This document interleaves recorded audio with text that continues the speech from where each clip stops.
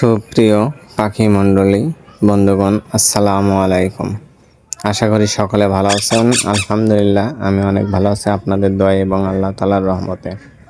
তো ভিডিওর প্রথমেই দেখতে পাচ্ছেন যে আমার মিঠু আর মিতুকে শক্ত খাবার দিয়েছি। তারা আস্তে আস্তে খাবারগুলো খাওয়া শিখতেছে।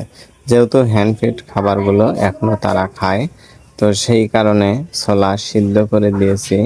কারণ এই সিদ্ধ ছোলা খাইতে খাইতে তারা শক্তিশালী হয়ে যাবে তাদের মুখ, তখন তারা শক্ত খাদ্যগুলো খাইতে পারবে।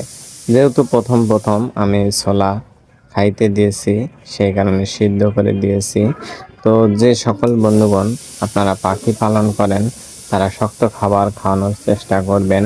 কারণ শক্ত খাবারগুলো খেলেই পাখির অনেক উপকারে আসবে, পাখিগুলো সুস্থ সবল থাকবে।